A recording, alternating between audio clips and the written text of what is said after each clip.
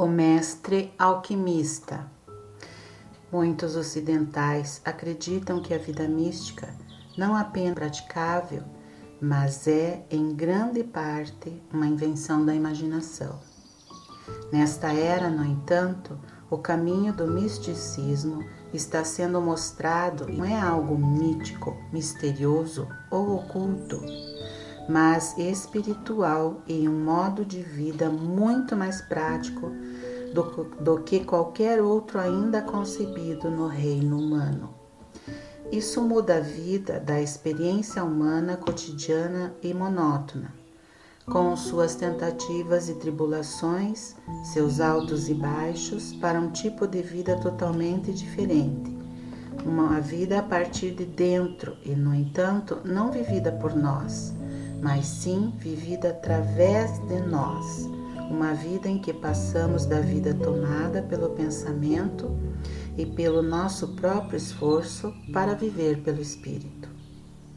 O Mestre Jesus Cristo ensinou seus seguidores a não resistirem ao mal, para cessarem contendas de todos os tipos, seja pela espada ou pela lei, e para dar o dobro em troca se algo fosse tirado deles. Tal ensino soa muito impraticável para os dias de hoje, mas, de fato, é muito mais prático do que viver uma vida dependente de sua segurança por um exército, marinha ou força aérea. Não só seríamos aliviados das despesas impressionantes de mantê-los, mas também seríamos aliviados de qualquer perigo de um suposto inimigo, porque neste modo de vida não há inimigos. Seria tão impossível viver com esta presença transcendental e ter um inimigo quanto seria viver com ela e depois encontrar-se em perigo de cobras, animais selvagens, fome ou qualquer outra forma de discórdia mental. Essa é uma ideia muito difícil para a mente humana entender.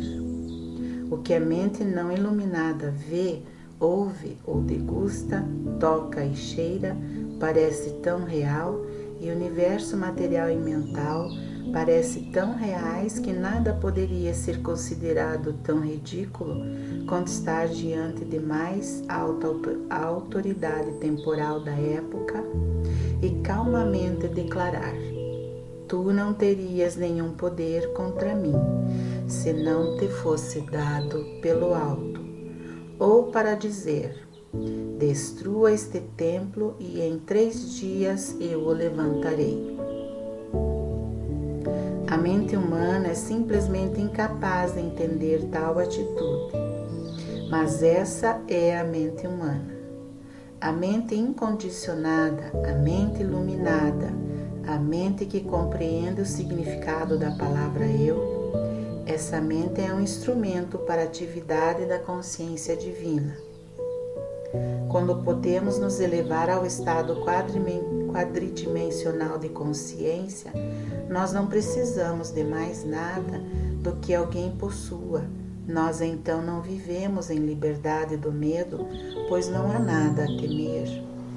Vivemos em paz, segurança e liberdade de todas as discórdias da experiência humana.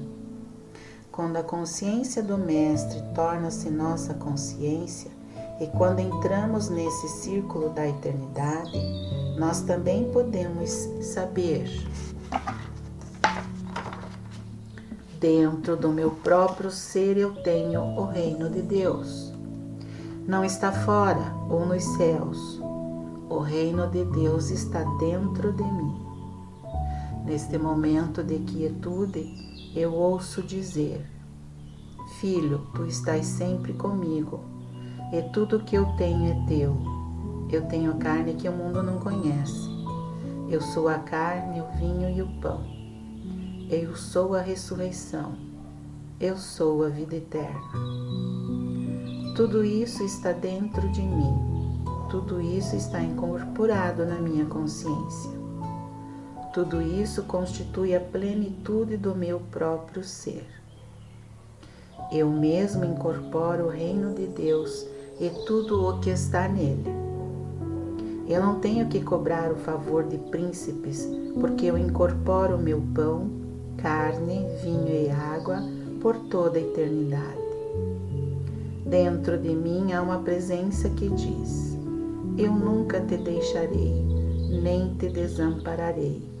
Eu estarei contigo até o fim do mundo. Eu sou o teu pão, a tua comida e a tua água. Este reino já está estabelecido dentro de mim, e eu não preciso buscar qualquer coisa fora do meu próprio ser. Tal relacionamento com nossa fonte faz com que nosso relacionamento com cada pessoa seja de amor e partilha. É literalmente verdade que agora nós não precisamos de mais nada que alguém tenha e que ninguém precisa de qualquer coisa que tenhamos, porque dentro de nosso próprio ser está estabelecido este celeiro infinito, este infinito bem, esta plenitude de Deus. Conforme continuamos a olhar para dentro, ela se transborda abundantemente como precisamos, e ainda sobrando 12 cestos cheios para compartilhar com os outros. A chave para viver uma vida completa e plena está na percepção de que existe uma presença mística, transcendental dentro de nós, que já supriu nosso sustento infinito por toda a eternidade, que contém em si mesma nossa companhia para a eternidade e contém dentro de si o poder de nos preencher. Que milagre acontece em nossas vidas quando nossa visão é removida de olhar para uma pessoa como uma possível fonte de algo, e a realização que nasce quando percebemos que tudo o que podemos precisar da abundância infinita pela eternidade está dentro de nós. Que coragem e força é a nossa! Não mais vivemos de nosso poder intelectual, nosso poder físico, nossa herança ou em virtude de nossos negócios ou emprego. Agora vivemos porque sabemos que há uma presença mística chamada Eu dentro de nós. Um Eu que é a nossa substância eterna e para a qual podemos olhar para realizar a si mesma e multiplicar-se. Mas assim como não temos como provar que uma macieira tem vida, porque nunca vimos a sua vida, também nunca podemos ver, ouvir, provar, tocar ou cheirar esta interioridade invisível. Nós sempre seremos capazes de testemunhar seus frutos, assim como, em todas as primaveras, vemos a vida interior invisível da macieira fluindo e se manifestando, produzindo botões, flores, folhas e eventualmente frutos. Quando para a árvore em plena floração, temos pouca dificuldade em acreditar que aquela árvore tem uma vida bela e abundante, uma vida presente mesmo nessas temporadas em que a árvore parece estar morta e estéril. A vida é invisível e apesar de nunca vermos vida, vemos os frutos dela. É assim que, apesar de nunca vermos o Cristo do nosso próprio ser, e nem com os nossos olhos veremos o Cristo do ser do outro, sua presença é fácil e rapidamente reconhecível naqueles que vivem na consciência constante da interioridade. Brilha uma paz interior, integridade e alegria que tornam-se imediatamente aparentes. Mais do que isso, existe a medida necessária de abundância em sua vida, bem como a saúde, proteção e segurança.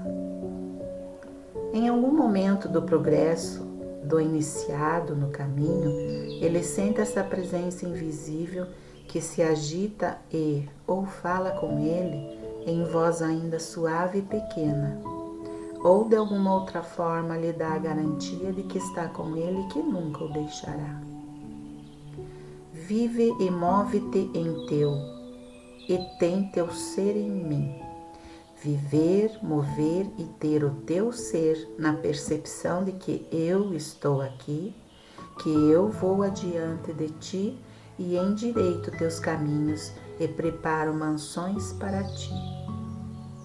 Eu vou adiante de ti para multiplicar os pães e os peixes.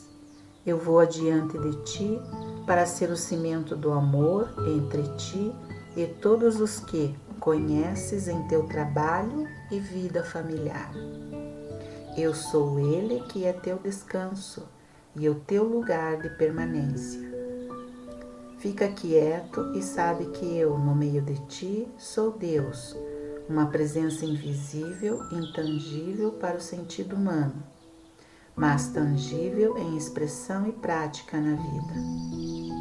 Sobre esse momento que chega, eu não daria a ninguém a impressão que até esse momento não há muitos períodos de vida, de dúvida, frustração e às vezes até falsas esperanças.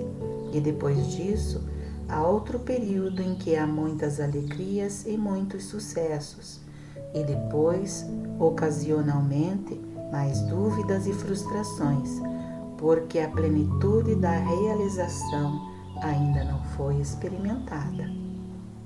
Até que essa plenitude chegue, temos o benefício de professores e a companhia um do outro, e depois, surgindo essa plenitude, toda uma nova vida se abre, uma vida de dedicação, cheia de novas alegrias e novas experiências, capacidades ocultas e talentos ocultos. Vem à luz conforme essa presença, percebida, abre um novo caminho de vida e novas perspectivas de experiência. Até que a iluminação ocorra, não vivemos uma vida plena e nem mesmo uma vida protegida por Deus, porque estamos vivendo separados e à parte de Deus. Não que Deus esteja ausente de nós, mas se Deus não é conscientemente percebido, é como se Ele não estivesse lá. É a experiência da iluminação, da ashram ou satori, que nos desperta para a presença e o poder invisíveis que viverão nossa vida por nós, instruindo, ensinando, orientando, dirigindo, apoiando, mantendo e nos sustentando. Isso não é realizado pela nossa direção ou ordenação da presença, mas sim pelo relaxamento na presença, deixando-a tomar as decisões quanto à direção devemos ir, em que capacidade devemos funcionar e quando, onde e por quê. Toda essa atividade permanece no plano interior, sem tomar pensamento consciente, e ainda assim os frutos aparecem na vida exterior. Nesta fase da nossa vida, entramos no que pode ser chamado de vida de oração, uma oração sem cessar, de manhã cedo à noite e às vezes no meio da noite. Estamos vivendo constantemente e conscientemente na percepção: Tu dentro de mim és poderoso, Tu dentro de mim és a presença e o poder em que eu descanso. Tu és o meu pão e a minha carne. Tu és a inspiração da minha vida e sua realização. Há uma comunhão constante acontecendo com essa graça interior e antes que a conheçamos, estamos testemunhando experiências em nossa vida que não colocamos conscientemente em movimento e que reconhecemos ser o resultado da graça, um ato de Deus trazido para a nossa vida, sem qualquer vontade humana. Quando isso começa, nossa fé e confiança se aprofundam. Nós relaxamos sobre nossos medos do amanhã, próximo mês ou próximo ano, na garantia: o que mais posso ter do que a presença divina do próprio Deus dentro de mim, a fonte de tudo, o Criador de tudo, o mantenedor e sustentador de todos? E tudo isso está muito próximo dentro de mim. Tal garantia nos permitiria olhar todo homem, mulher e criança no rosto e dizer: você nunca terá que me temer. Tenho acesso a uma fonte divina da qual você não sabe. Eu tenho carne que o mundo não conhece. Mantenha o que você tem. Aproveite o que você tem. Eu não tenho planos para isso. O milagre é que nunca seríamos chamados a dizer ou mesmo pensar isso, porque agora que temos essa fonte infinita dentro de nós mesmos, ninguém poderia entrar em nossa presença sem sentir que ele não tem que colocar uma parede mental de proteção contra nós. Linhas de ansiedade e preocupação desaparecem do nosso rosto.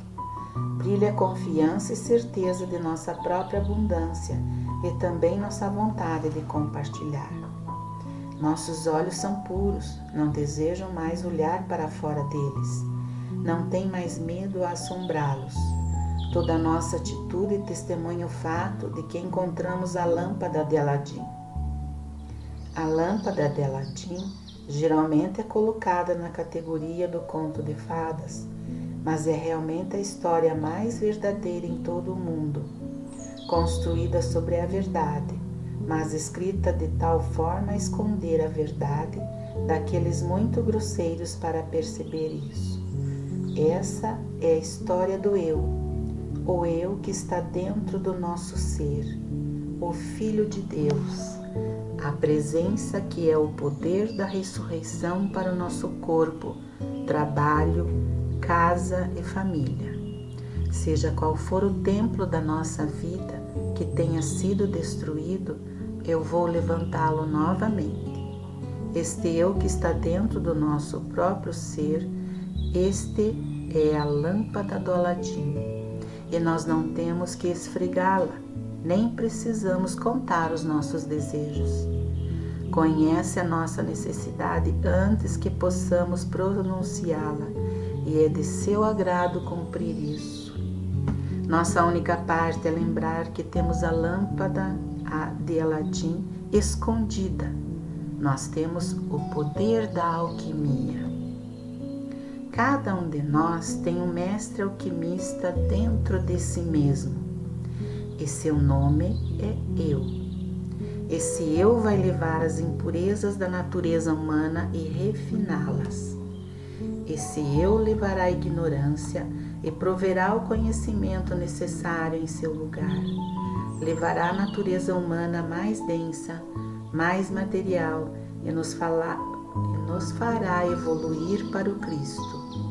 Levará o humilde pescador ou o cobrador de impostos e fará dele um discípulo espiritual. Ponce de León saiu procurando no tempo e no espaço pela fonte da juventude, e todo o tempo ele a estava carregando em seu próprio peito. Não há maior fonte de juventude do que eu sou. Eu é a fonte de juventude. Eu sou a fonte da vida eterna.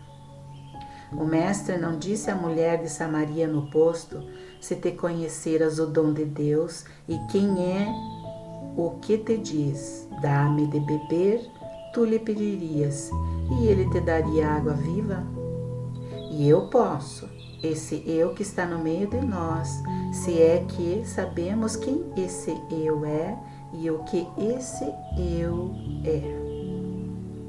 Se pudéssemos conhecer o eu que está no centro do nosso ser, nós teríamos a fonte da vida eterna, a fonte da juventude dentro do nosso próprio ser. A vida mística tem a ver com o segredo de nossa verdadeira identidade. Quem dizem os homens ser o Filho do homem? E vós, quem dizeis que eu sou? Se nós subíssemos ao nível espiritual de um discípulo, nós responderíamos: Tu és o Cristo, o Filho de Deus vivo. Tu és o amado do Pai. O Pai está em ti e tu estás no Pai. pois tu e o Pai são um, assim como eu estou no Pai e o Pai está em mim. E tu estás em mim e eu estou contigo, e somos um no Pai. Isso conclui o círculo. Quando percebemos que por causa desse eu que somos, porque o eu dentro de nós é um com Deus, e porque existe apenas um Deus e, portanto, apenas um eu, nós somos um com toda identidade espiritual no mundo do passado, do presente e do futuro. Somos um com toda a identidade espiritual, seja no nível do santo, do ser humano, do animal, vegetal ou mineral. Somos um com o infinito por causa da nossa unidade com o eu que somos. O eu que eu sou é o eu que você é, pois só existe um eu, o Pai do céu, e Ele é seu Pai e meu Pai. Ele é o eu do seu ser e o eu do meu ser. Portanto, quando eu sou um com meu Pai, eu sou um com você, um com a sua identidade espiritual, com o seu amor, com a sua vida, com a sua verdade, mas não só com você que é ser humano, mas com você do mundo animal, do mundo das aves, do reino vegetal e mineral. Todos nós conhecemos por causa de nossa união com o eu que somos. Não há nada de ficção sobre a alquimia, a transformação de impurezas ou metais comuns em ouro. Isso não é ficção, isso é fato. Quando a alquimia acontece em nós, quando esse catalisador, o Espírito Divino, nos toca e transmuta a parte básica e inútil de nossa natureza em ouro, de nossa natureza espiritual, na pureza da consciência divina, em algum grau somos menos humanos do que éramos e agora mais divinos. Gratidão.